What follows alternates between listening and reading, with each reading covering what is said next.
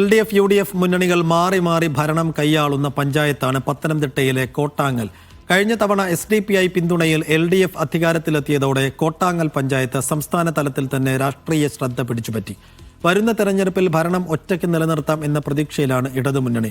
അധികാരത്തിലെത്താമെന്ന ആത്മവിശ്വാസമുണ്ട് UDFനും. ഇത്തവണയും നിർണായക സ്വാധീനമാകാനുള്ള തയ്യാറെടുപ്പിലാണ് SDPIയും. 5 വീതം അംഗങ്ങളാണ് LDFനും BJPക്കും കോട്ടാങ്ങൽ പഞ്ചായത്തിലുള്ളത്. കോൺഗ്രസിന് 2 സീറ്റും SDPIക്ക് 1. ഇടതുമുന്നണിയും BJPയും തുല്യനിലയിലെത്തിയതോടെ SDPI പിന്തുണയിൽ LDF അധികാരത്തിലെത്തി. പിന്തുണ വേണ്ടെന്ന് പ്രഖ്യാപിച്ച് 2 തവണ രാജിവെച്ചെങ്കിലും 3-ാം തവണയും പിന്തുണ സ്വീകരിച്ചു.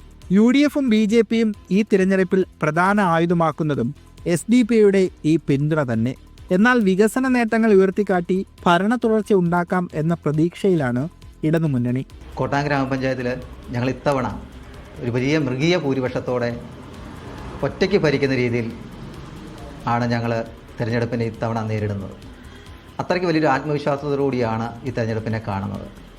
അതിൻ്റെ പ്രധാന കാരണം നമ്മൾ കഴിഞ്ഞ 5 വർഷം ഈ പഞ്ചായത്തിൽ ഉടനീളം നടത്തിയ വികസന പ്രവർത്തനങ്ങൾ.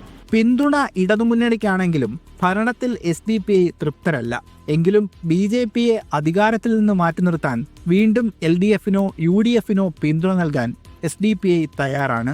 ജനങ്ങളുടെ വികസനത്തിനും അവർക്ക് കിട്ടേണ്ട നന്മകൾക്കും വേണ്ടി കഴിഞ്ഞ 5 വർഷവും പാർട്ടി ഈ പഞ്ചായത്തിൽ പ്രവർത്തിച്ചുകൊണ്ടിരിക്കുകയായിരുന്നു.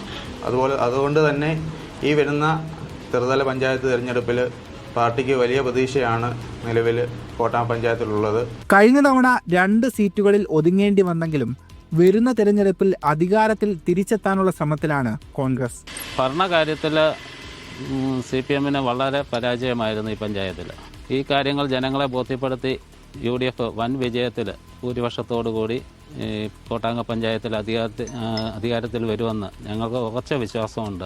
ഇത്തവണയും ഒരു മുന്നണിക്കും ഒറ്റയ്ക്ക് ഭൂരിപക്ഷത്തിലെത്താനായില്ലെങ്കിൽ കോട്ടാങ്ങൽ വീണ്ടും അപ്രതീക്ഷിത രാഷ്ട്രീയ സംഭവങ്ങൾക്ക് സാക്ഷിയാകും. മീഡിയ 1 പത്തനംതിട്ട.